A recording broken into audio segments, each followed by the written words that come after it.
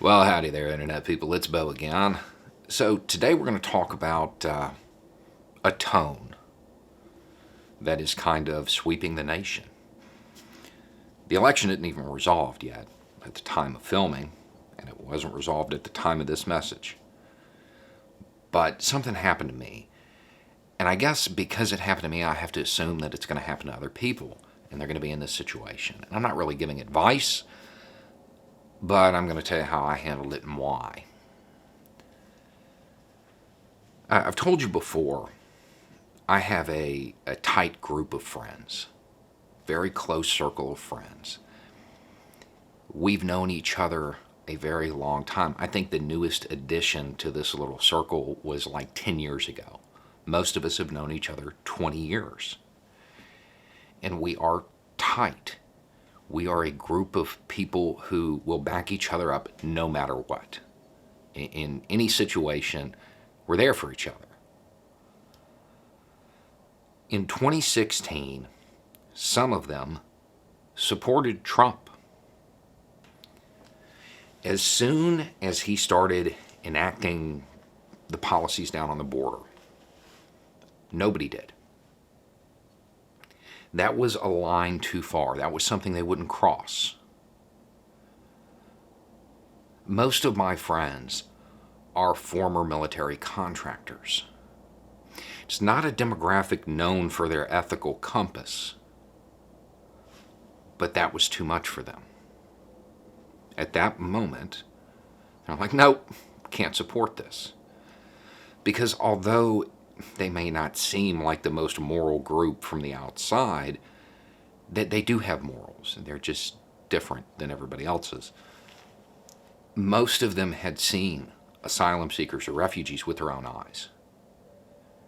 When you see people in that situation just trying to get somewhere safe, it becomes very hard to condemn them ever again.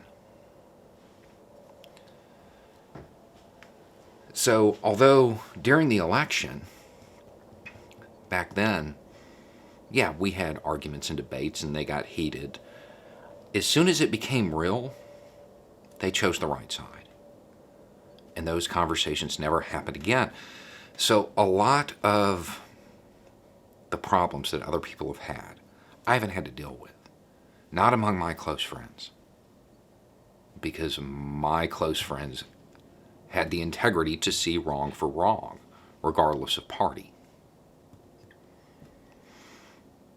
However, there's that other group of friends that you have. You know, you have your close circle, and then you have those others that you hang out with, you like, you're friends with, but they're not like those other friends. They can't be counted on in the same way. They're not that tight circle. Some of them did not withdraw their support from Trump when those policies started getting enacted. And I never spoke to him again. And I don't mean this in some form of hyperbole. I never spoke to them again. And I didn't miss anything. I don't feel like I lost anything in that time. Tonight, one of them messaged me and said, hey, one way or the other, no matter how the election turns out, the intense political cycle, or however it was phrased, is over. We can move past this now. And I remember looking at my laptop and saying, can we? Aloud. And close my laptop. I didn't respond. And I have no intention of responding.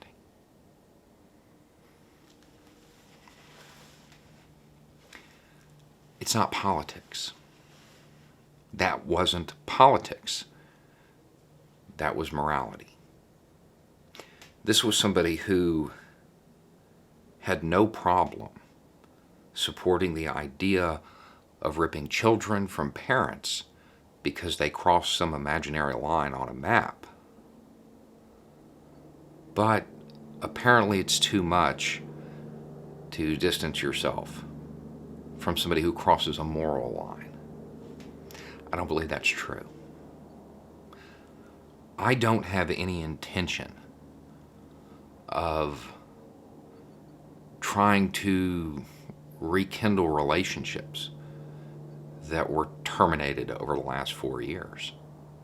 None. I don't intend on doing that. Because it's not politics.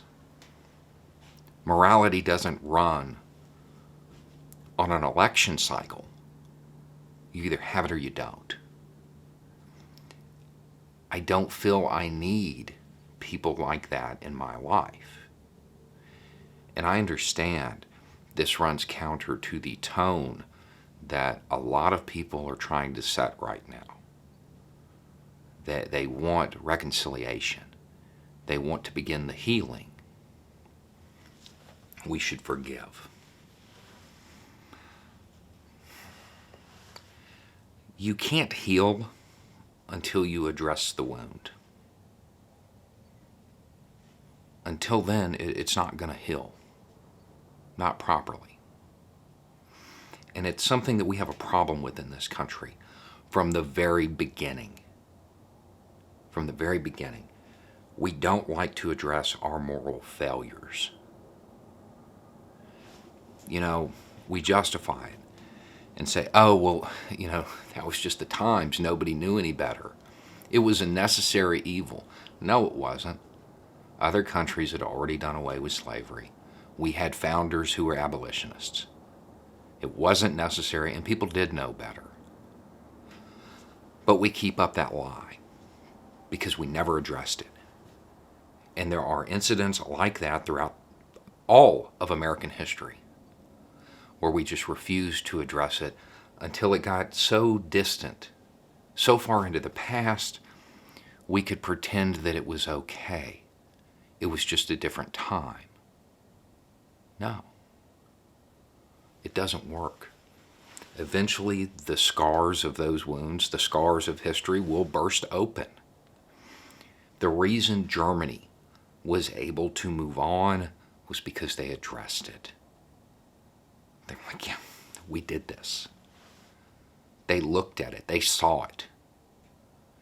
Then they were able to move on. We need to do the same thing. And I am worried because of the tone that people are already striking. We don't even have the election determined yet. And people are already talking about reaching across the aisle and healing. Yeah, it's easy for us out here to heal. There are still kids who don't know where their parents are. Right now. This didn't happen in the past. It's still occurring at this moment. And we're talking about healing. No. We have to address the wound first. It needs to be very public. We have to talk about what we did.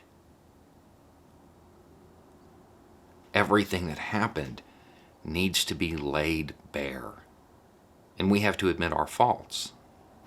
Until that happens, there's no reconciliation. There's no healing. It's not something that's going to move the country forward.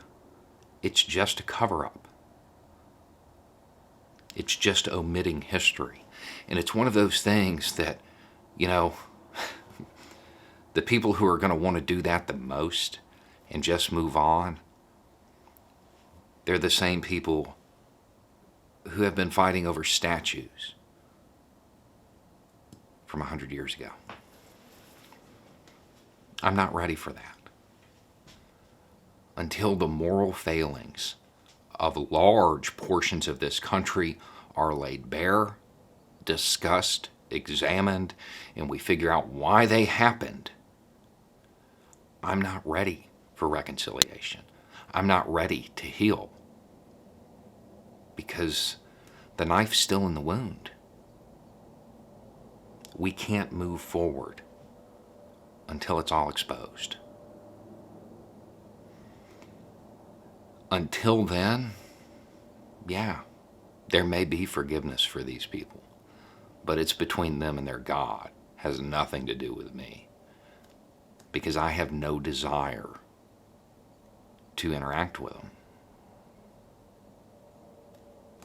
Anyway, it's just a thought. Y'all have a good day.